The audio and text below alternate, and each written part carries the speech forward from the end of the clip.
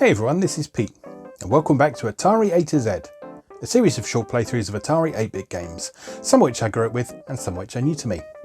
Today is one of the former, and this is actually one of my favourite games on the Atari 8-bit. Today we're looking at Gateway to Apshai, which was a 1983 release from Epyx, and a follow-up to the previous year's Temple of Apshai. Now, Temple of Apshai, if you've not come across it before, was an attempt to kind of adapt some of the conventions of tabletop role-playing to computer role-playing. And it went so far as to have a book that acted as a dungeon master that you would read passages from as you explored the rooms in the on the computer screen. Now, Gateway to Apshai was designed to be a very different sort of experience. Rather than trying to recreate the tabletop experience with a sort of virtual dungeon master, it really embraced its computer game nature. So 128 different dungeons, 7,500 different rooms, and your sole aim was to score as many points as you could before you died. There was no end to this game, you just kept playing until you scored as much as you could, until you got bored, or until you got killed. Now, before we jump into this game, I do want to read the intro from the manual, because this is some spectacular scene-setting prose that I will do my best to do justice to with my acting voice. "You have a destiny to fulfill," the unseen voice whispered from out of the darkness. My teeth chattered, my body shook. In the flickering firelight, I could barely see the outstretched claw and bony finger pointing directly at me. By Geb's beard, was I scared.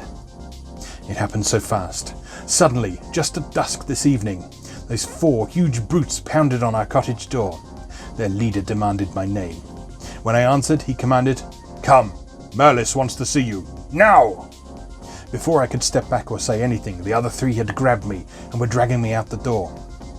Behind me, my widowed mother gasped, then cried, "Oh, no, they finally come!" I looked back as I was rudely thrust on the back of a gigantic stallion. My poor mother stood in the hallway, her dear face wet with tears, her right hand reaching out, as if her hand could somehow stop them from taking away her only child. There was a slap on my mount's flank. The beast leaped forward. I clung to the stallion's mane for my dear life. Away we galloped into the twilight. We rode hour after hour down strange roads and through dark forests. Finally, we rushed up a mountain trail and stopped. To our right, a dim light glowed from the rocks. I was pulled off the horse. "Go, youngster. Merlis waits for you inside the cave." Frightened and trembling, now I stood in the centre of a huge cavern. Behind me, 3 ugly witches, shrouded in black, cackled and danced around a giant cauldron, bubbling over a weird fire. Lying on animal skins in front of me was a very old man in rough-spun priest's robes. The robe's hood hid his face. I could only see 2 glowing embers where his eyes should be. His extended right arm shook, as if being held up with great effort. "Youngster, know ye of the disaster on our land? How our crops wither, our flocks dwindle, our cities are dying?" I nodded. "Know ye how it is written that only when we rediscover and reclaim the mighty Temple of Apshai will our people once again prosper?" I nodded again. He continued, Many of our bravest have entered the dungeons to search for our lost treasures, to destroy the evil monsters that now inhabit the mazes, to disarm the perilous traps hidden among the passages." His arm shook even more violently, "but sadly, all too sadly, none of them have ever returned." He paused to let me absorb his word, and then continued, "And do you know that it is also written that only the blood of Apshai's greatest warrior will ever be able to reclaim the Temple of Apshai and get the curse off our land?" I knew who the old man meant. Often my companions and I had discussed its fabled exploits. "Has your mother ever told you," he suddenly challenged, "that you are the sapling sprouted from his seed, planted over 108 seasons ago?" "Me?" Dumbfounded, I staggered backwards. "And you! Only you can save us by finding a safe way through the 8 levels, more than 100 dungeons and 7,000 rooms to once again open the gates of Apshai." "Me? The direct bloodkin of Apshai's greatest warrior? Hard to believe. Till now I had only daydreamed of heroics." "Pick up those weapons," Merlis said, pointing at the cave floor in front of me. "Turn around and go directly east 1 league. There you will find the pit. Climb down until you discover the entrance to the first level. If you survive, you will find along the way even more powerful magic weapons to aid your quest. The old man gave a long, tired moan, fell back and said no more. I glanced around the cave. The witches had vanished. Turning back to Merlis, I watched in horror as his cadaver and clothes slowly crumbled into dust. Pick up those weapons, something whispered in my mind. I stooped down and picked up a worn, leather armor tunic and a short dagger. The dagger seemed to emit an enchanted sparkle, even though the light in the cave was so dim that I could barely see the dagger's handle. If you survive, you will find along the way even more powerful magic weapons to aid your quest. Once again, I looked slowly around. Then, I took a deep breath, turned around, and walked out into the morning sunlight. Well, that set the scene nicely for us, hasn't it? So let's go play Gateway to Apshai. Okay, here we are with Epyx Presents Strategy Games for the Action Gamer. Introducing Gateway to Apshai by the Connolly Group from 1983. This is one of my favourite games on the Atari A because it's just a really cool idea because it combines elements of role-playing with action games and maze games and all that sort of thing. So you got role-playing game style stats, strength, agility and luck. You got a health rating, you got a score, you got lives, and you go through various levels. So hit trigger to go on. Your equipment is dagger and leather armor. And on each level, you can choose between, I think it's 16 different dungeons. Yeah, there we go. And so that makes for a total of 128 different levels that there are. So we'll go for Dungeon 1, Level 1 at the minute.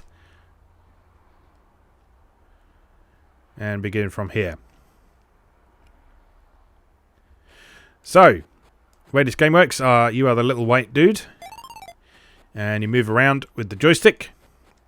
This game makes extensive use of the function keys. So you press the select button and you can choose between various things that you can do. You press the option button, you can choose your equipment. And if you press the start button, you're going to fight. So it's good to have fight ready when you can. Because you never know when you'll run into an enemy.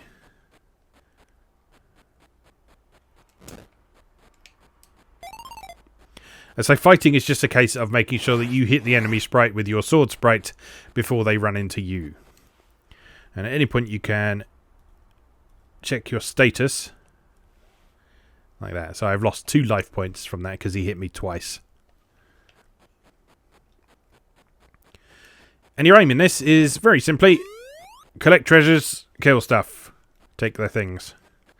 So the treasures are simply worth points. That's all they're for. You pick them up. The material that the treasure is made determines the number of points it's worth.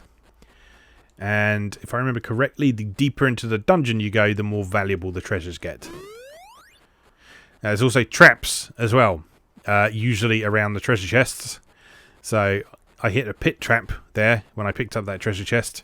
You can actually search for traps as well, which is something that is worth doing if you remember to do it, which I often do not. Now, when you run across something like this, this is a door. So you hit the select key to choose keys and press the trigger to use your keys on the door. Because conveniently, you've come into the dungeon armed with a set of skeleton keys that open any door. Alright, got some arrows now. So, can I use those? I think I need a bow first. So you don't have a bow to begin with, I don't think. So you may well have some arrows, but without a bow, they're not much good to you.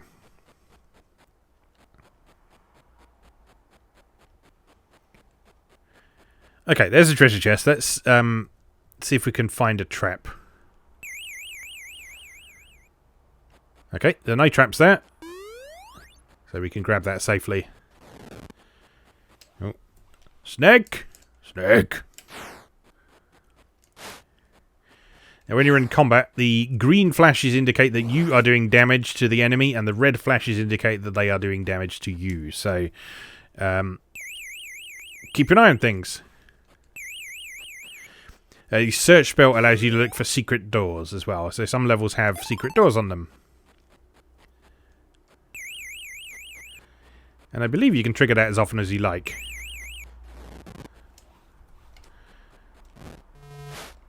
But obviously you just need to make sure that you're not getting eaten by swamp rats at the time you attempt to use your secret door finding spell. It's a fungus. Check for traps. I'm not actually sure what it does when there is a trap. Presumably it highlights it in some way. I guess we'll find that out at some point when we come to it. More fungus. Get out of here. Alright, we're doing fine so far. Oh. So there are traps in places other than the chests as well. Let's just check our status. We're down to 3 health now. So I can probably use that healing salve. And did that do that?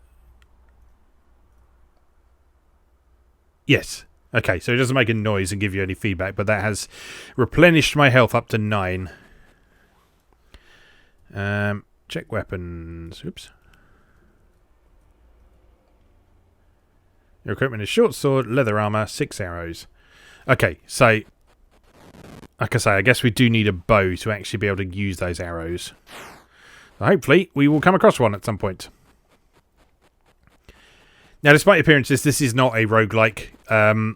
These levels are predefined rather than randomly generated. But there are 128 of them.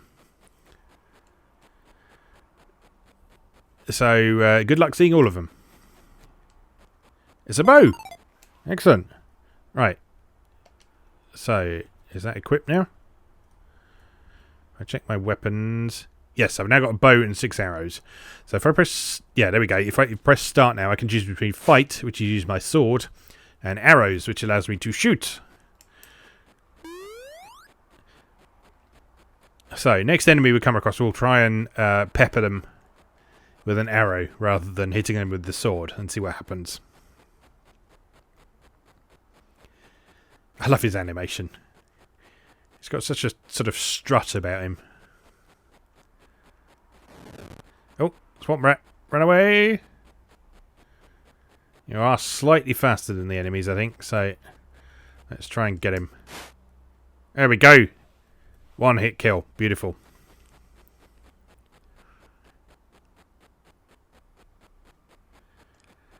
Yeah, I really, really like this game. It was one of the first dungeon crawlers I ever played, I think. Before I really knew what a role-playing game was, before I really knew what a dungeon crawler was, and definitely before I knew what a roguelike was. It was a game that I really enjoyed playing, just because I really liked the exploration aspect of it. I liked the fact that you could find equipment and things. I was sort of getting into some tabletop games, like Games Workshop and MB's Hero Quest at the time, and it reminded me a bit of that as well.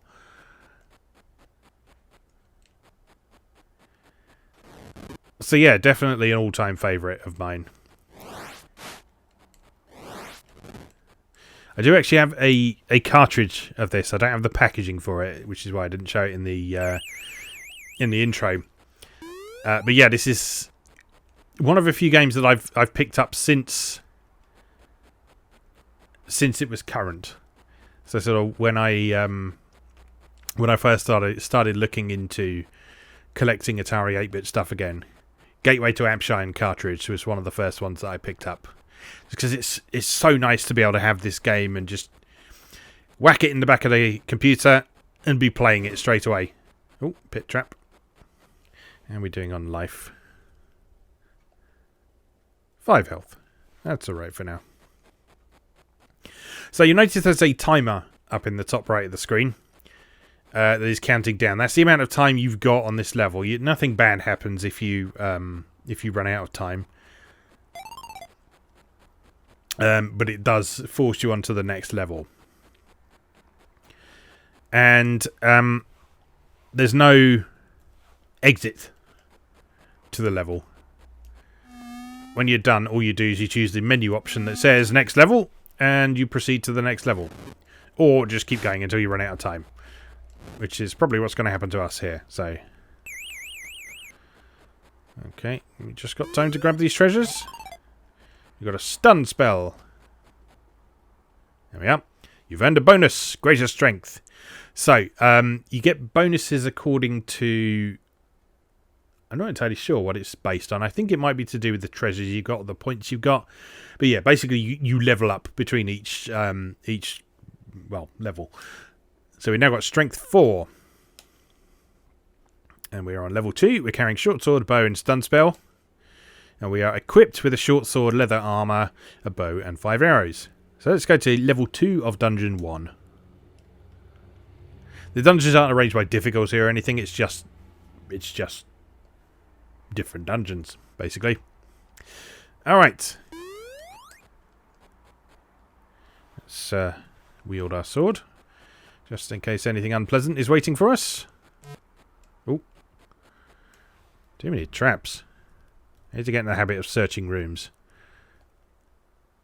7 health. We're okay for now. Are you trapped? No, you are not. You're a confused spell.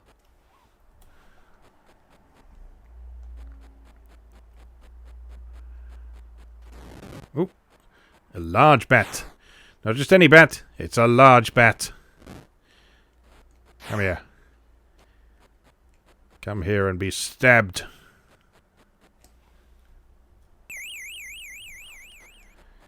See, I'm being cautious now. Super cautious. Oh, see, there's a trap. Okay, so that means that chest is trapped. So I could just grab the treasure anyway and get the points for it if I wanted to. Or I can just leave it. I'll leave it for now. Don't need it. Not greedy. Another large bat waiting for us. Ow, ow, ooh. Come here.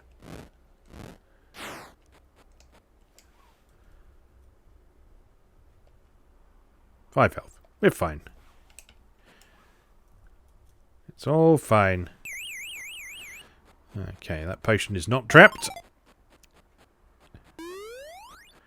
Lead coffer. Rubbish treasure. So yeah, that's basically it for this game. It is a game about treasure hunting, pretty much. That's about it. You work your way through the dungeons, you try and score as many points as you can. Get as far as you can. Survive for as long as you can. Oh, a cave rat. Oh, oh, ow. Oh, you're a bit faster than normal as well.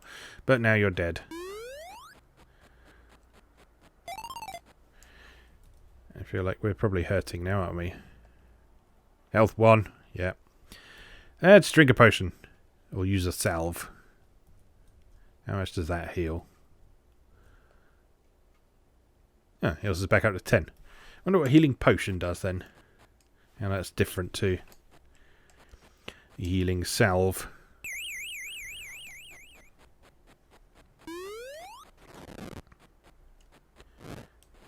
So I mentioned in the intro that this is a prequel. Ooh. You need 4 hits? Good lord. Tough enemies. Yeah, this is technically the prequel to Temple of Apshai, which is one of Epyx's more well-known games. And they actually remade at least twice, I think. Oh, big spider. Run away. I'm going to arrow you. Yeah, so Temple of Apshai was more of a conventional role-playing game. Or a conventional role-playing game as they were known at the time, anyway. Oh, we got a map. There we go. That reveals all the rooms. Lovely.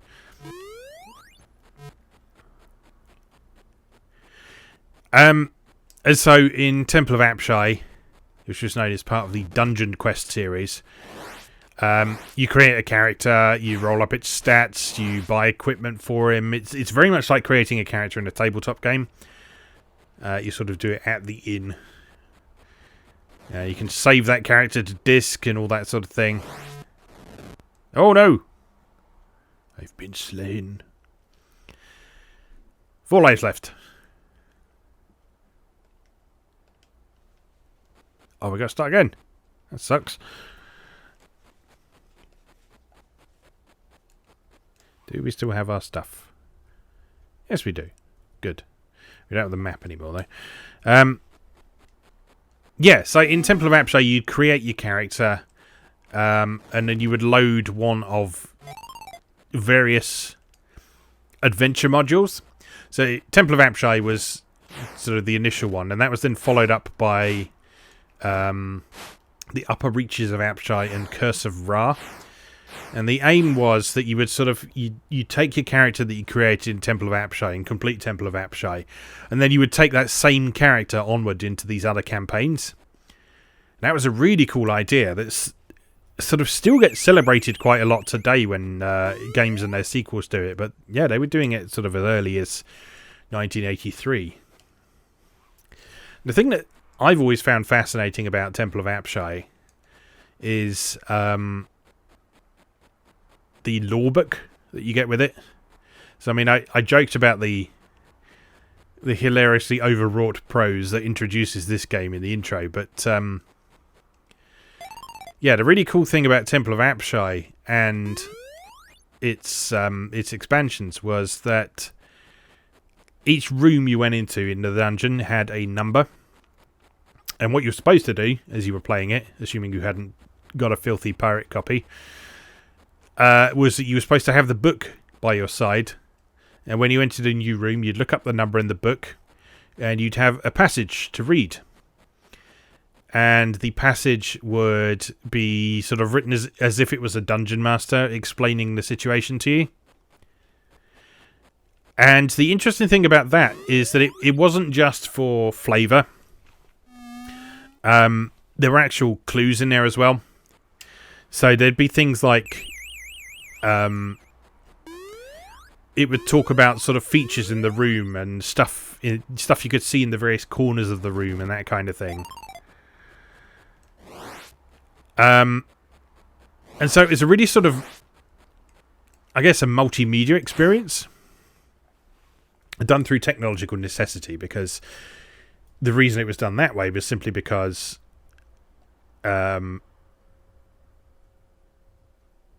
on. Shield. There we go.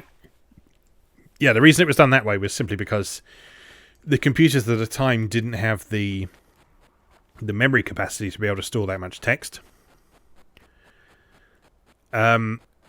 Which was quite a struggle for some types of game.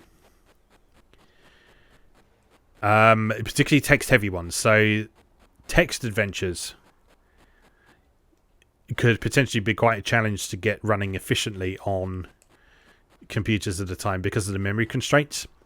And for that reason, a lot of text adventures would only come out on disk, which was fine in the United States where disk drive usage was pretty widespread. But here in the UK, a lot of games tended to be... a lot of computer enthusiasts were used to doing things with cassettes. And the advantage of cassettes is that they're very cheap. And they were widely available. You could just use any standard audio cassette rather than having to buy computer-specific media such as discs. But there are numerous disadvantages to cassettes. First of all is the fact that they're incredibly slow, particularly on the Atari. So loading games from cassette on Atari 8-bit computers is noticeably slower than loading equivalent games on the Spectrum and the Commodore 64. And the more significant disadvantage when considering stuff like role-playing games and text adventures and that sort of thing was the fact that cassettes don't have random access. If you're not super familiar with the computer terminology, what that means is that because of the way a cassette is constructed, you can only load stuff in one direction. So you can record stuff onto a cassette and then load that stuff back in, but it gets loaded in the same order that it was recorded in. Whereas in something like a text adventure, you need to be able to sort of jump back and forth, because the player isn't going to be going in a linear path through the game. They're going to be going back and forth between locations. They're going to be doing things in different orders. A lot of text adventures are non-linear as well. And so that required the use of a disk drive, because there was the combination of so much text that it couldn't fit the computer's memory, so it had to be loaded in separately, and the need for random access. And so that is why Epyx chose to... Let's go on to the next level. That is why Epyx chose to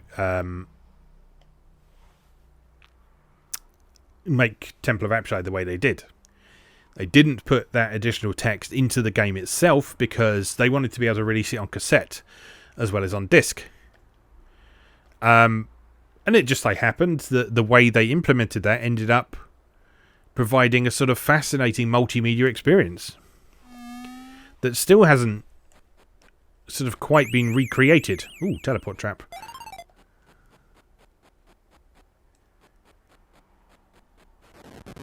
Oh, it's a giant.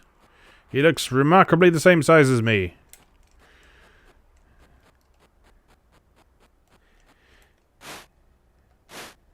I look like I'm firing my penis at him. Eat dick, giant! Oh, I'm out of arrows. Yeah. So none of that is relevant to Gateway to Apshai, aside from the context that it exists in. Because this was designed to be a much simpler, much more accessible... Oh god, what the hell are you? You're an ogre. Oh god, help! Please die. Oh no! Oh, no!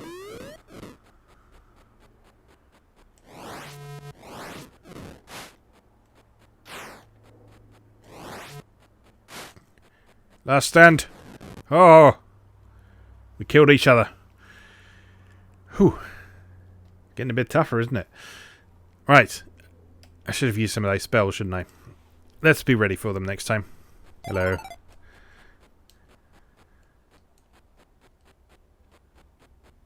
Oh. Fair enough. There's a secret door. Yeah, so that was the context in which this game existed, and this was designed to kind of get people into the series, I guess. So if you played this and enjoyed yourself and enjoyed the mechanics, but you wanted something that had a bit more depth to it, a bit more customization,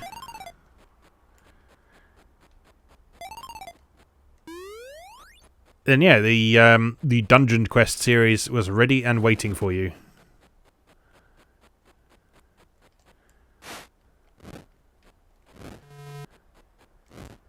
You don't scare me, Snake.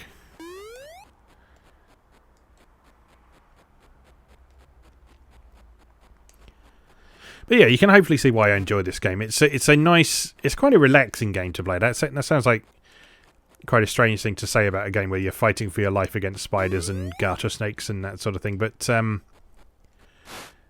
yeah, I've always found this to be a nicely chill experience. It sort of moves at a fairly sedate pace, even though it's technically an action RPG.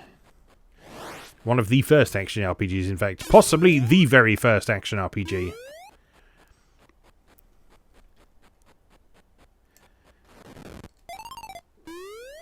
But yeah, it's just nice to play. I really like this game. It's a game that I will often boot up sort of in my own free time when I just fancy a bit of dungeon crawling, but I don't want to have to think about it too much.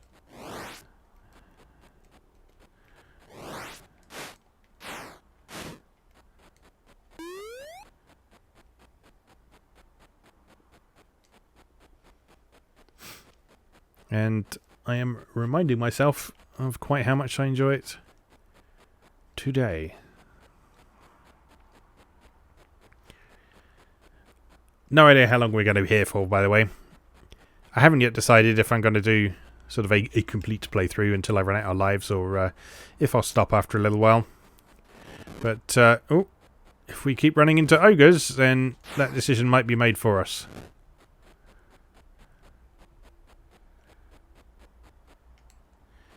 Whatever the hell that sprite is, it does not look like an ogre. It looks like something absolutely terrifying. Ow. Oh, I'm dead already. Wow, you got right through my armor. Should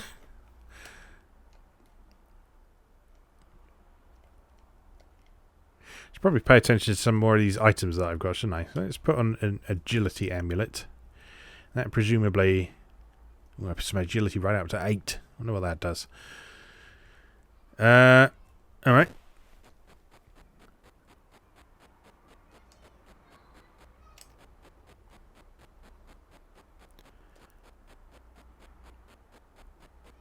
Has that plonked us somewhere different in the level? Or has it just put us down where that secret door was? But obviously we already found the secret door, so I guess that makes sense.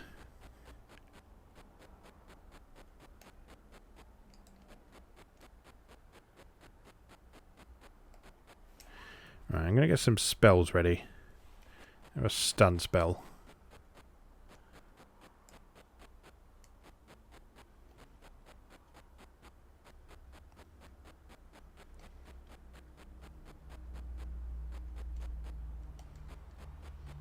I know he's around here somewhere. Just waiting for me. Okay. Yeah, so you just use a stun spell from your inventory like that, and then you can just walk up and stab something. That's you. Oh, God. Oh, God. Oh, God. Oh, God. Oh, God. Help. That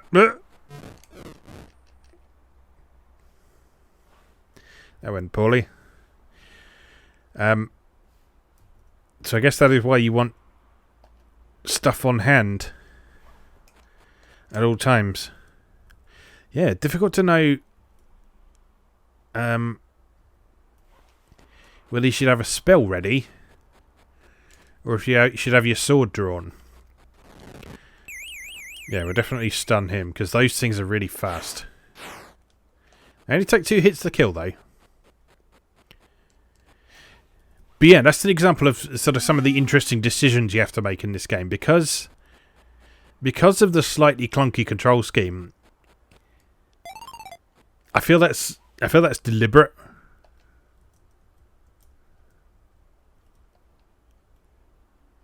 Okay, so you can wear multiple charms at once. Yeah, I think the slightly clunky controls are deliberate to sort of get across the impression of sort of rummaging in your pack for the thing that you need under dangerous circumstances and that sort of thing. Uh-oh. Right, let's confuse him. He still damages you though.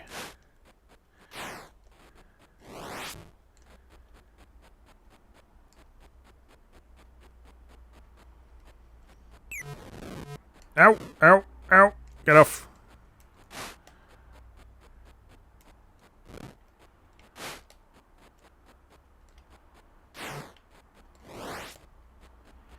Oh, how are we doing? 11 health. Somehow. Have we just got loads of health now or something? I guess so. Lots of teleport traps on this level. Oh no! Get off.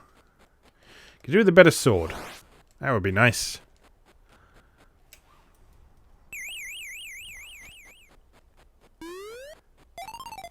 Shield spell. That sounds useful. Oh, you bastard. Another charm? Luck charm. Does that add further to our luck? Or does it just replace the one we got? This replaces the one we got. So I guess you can wear one of each. Now, where the hell was that sword?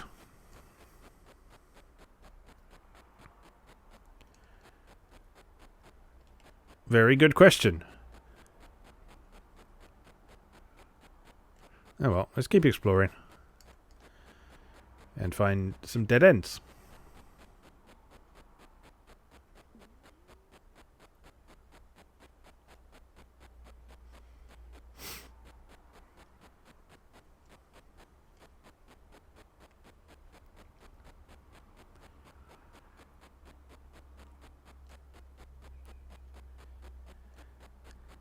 See what I mean? This has a nice sort of chilled out feeling about it.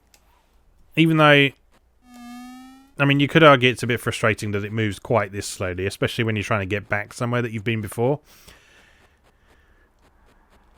Well, I kind of like that. It sort of gives you time to think about what's going on and manage your inventory and make sure you're in a suitable position.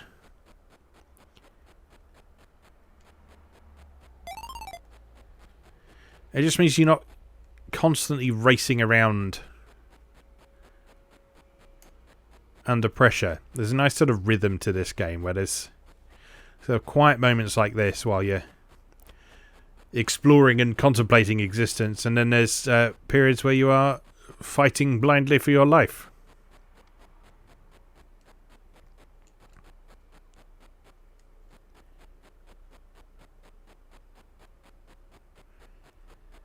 I want whatever that weapon was.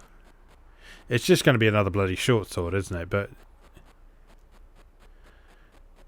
you know, it'd be nice if it was something that was a bit better.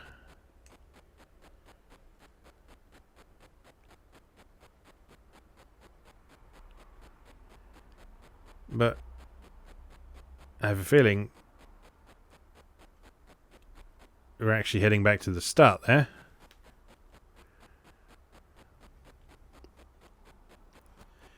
Because I remember that little dead end room off to the side.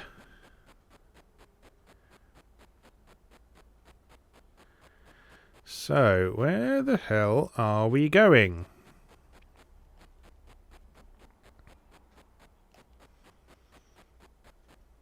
Not that way. That's the dead end as well, isn't it, I think? No?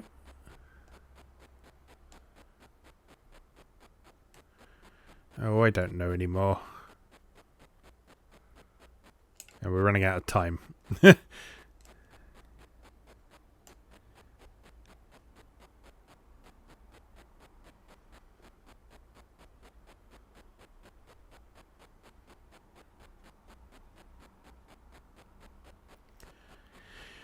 Don't think we're going to find the sword, boys and girls.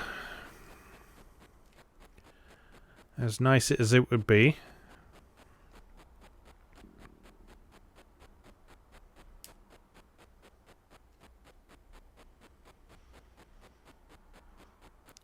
Knowing my luck, we're going to stumble across it like right as time runs out, aren't we? Right, so there's dead end. Up here. Oh, there it is. Come on, get it. Get it. Longsword. Yes. Perfect. You see, sprite-wise, you've earned a bonus. Better luck and greater strength.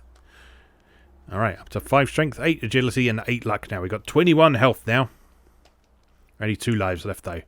We may as well play this through to the end. Because I'm enjoying myself. I hope you are as well, but, you know, I'm enjoying myself, so deal with it. Right.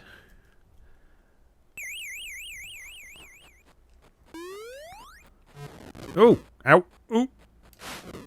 Ow, ow, ow, ow. Stop that. Stop that. Was that a lot of damage? It was a moderate amount of damage. Nothing to worry too much about, though. Open the door. Fear spell. Double fear spell. It seems like it might be useful when... Well, I can take a goblin down with one hit with that longsword. That makes them slightly less threatening. I mean, they're still horrible because they're still very fast. But it's not quite as bad if you can just stab them while they're coming towards you.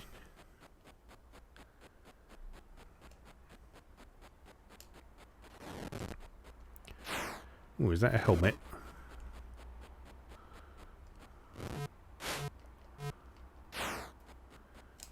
That was not good. 6 health. Time to heal.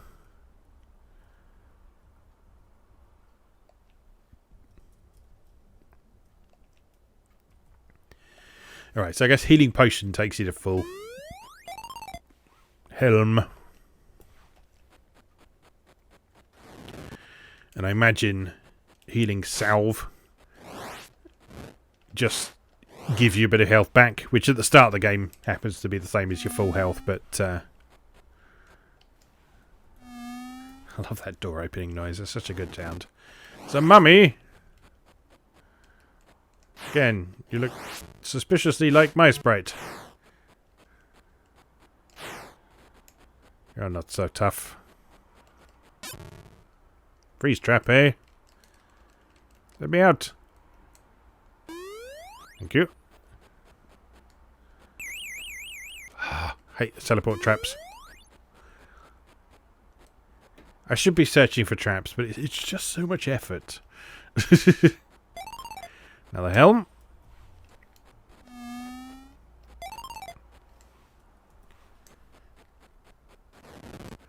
Poison spider. I don't like the sound of that. Where's my arrows gone?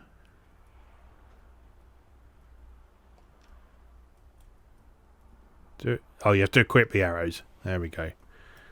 Is that right? There we go. Come on, spider. You're a strong spider. I don't like you. I'll fire my cock at you. Oh, it doesn't look quite so much like a cock when it's green. That's okay, though.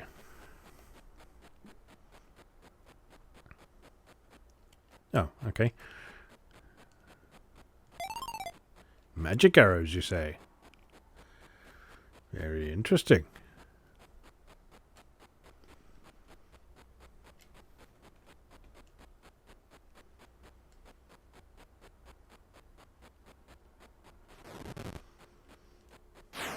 Fungus, I laugh in your face, fungus.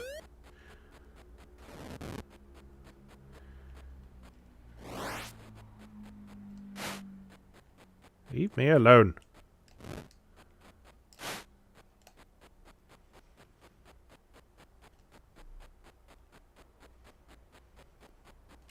I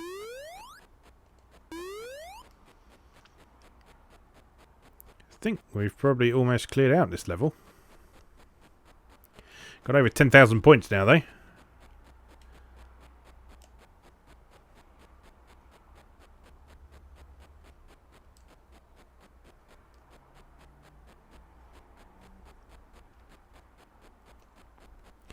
Epyx actually made a few games like this, I think. There's one that came out on the Commodore 64 and did not come to Atari, which is a bit of a shame, called Sword of Fargol. I became aware of that, of all things, because of mobile gaming. Because in the early days of mobile gaming, before we got trapped in the microtransaction hell we're in now, there were a lot of really cool mobile games that you just bought and played without having to worry about ads and microtransactions and all that sort of thing. And one of the ones that I picked up quite early on was called Sword of Fargol. And it was an adaptation of this old Commodore 64 game. I didn't know this at the time. I just thought Sword of Fargol was a really cool... that is a bit more like a roguelike, I think. Can't remember offhand if it's sort of a roguelike by the strictest definition, but it's certainly got a lot of elements of roguelikes about it. And yeah, I looked into it a bit more, discovered it used to be a Commodore 64... It still is a Commodore 64 game. discovered that this mobile version was based on a Commodore 64 game, and I was a bit bummed that never came to Atari 8-bit, because I think I would have really enjoyed that. Not even sure you can still get the mobile version. So I have a feeling it's one of those ones that was released so early in the lifespan of Android and iOS that I doubt it's compatible with modern devices. And it was the kind of game that the developer would release and they'd be like, right, that's finished now, I'm done with that. I'm not going to do any more updates. Which is fair enough, I think. Because I think we're kind of a bit too caught in a cycle of expecting regular updates to everything we play and use these days, and it's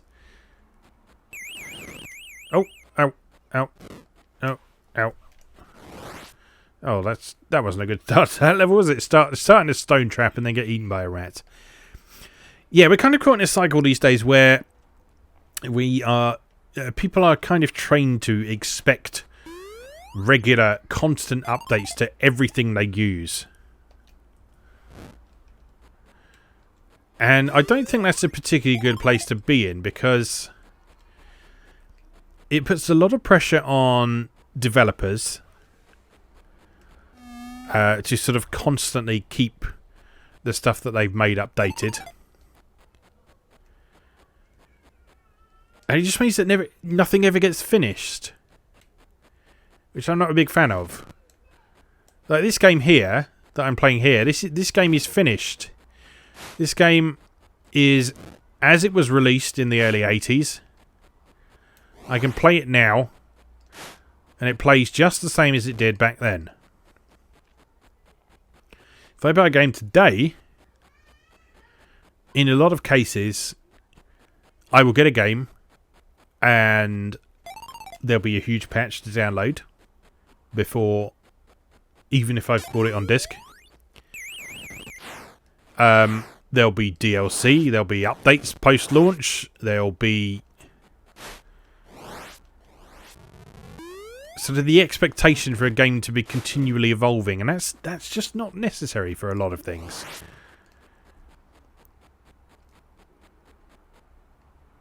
Too many items. You're going to have to drop some stuff. What is this? Drop item. Use the joystick to select an item, then push trigger to drop. Alright. We don't need a short sword anymore, because we've got a two-handed sword.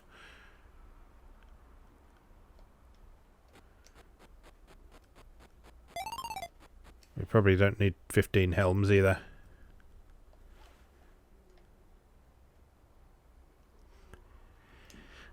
Yeah, I'm not a big fan of update culture, whatever you want to call it. I'm of the opinion that creators should be free to create something and be done with it. You know what I mean? There's no obligation for someone to continually be working on something just because some dude on the internet goes, oh, this hasn't had any updates for 6 months. It's a dead game. But yeah, of course, the unfortunate side of that is that certain stuff gets lost. So like this mobile port of Sword of Fargol, I don't believe you can play that anymore unless you've got an old phone that is still running one of the old operating systems, which I know some people keep around. And there's emulation solutions as well, so it's not as if it's completely fallen off the face of the planet, but it's just a bit of a shame that it's not readily accessible to modern gamers, modern phone owners. Breast armor.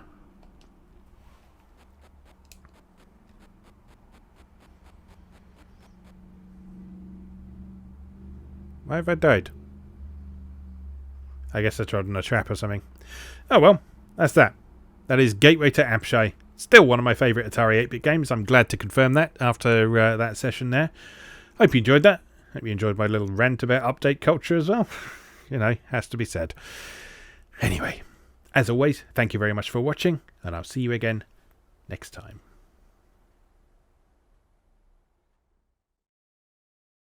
Thanks for watching. If you enjoyed this video, please help out the channel by leaving a like or a comment and subscribing. New episodes of Atari A to Z are on Tuesdays and Atari ST A to Z on Thursdays. Check out atariatoz.wordpress.com for a full archive. Do please also check out my other projects moegamer.net, where I explore Japanese and Japanese-inspired games from yesterday and today, and videopackgames.wordpress.com, which aims to catalogue a small but well-formed library of the Philips G7000 Videopack computer, also known as the Magnavox Odyssey 2. You can also support my work on Patreon or buy me a coffee. You can find links to do both down in the video description. Thanks again, and I'll see you next time.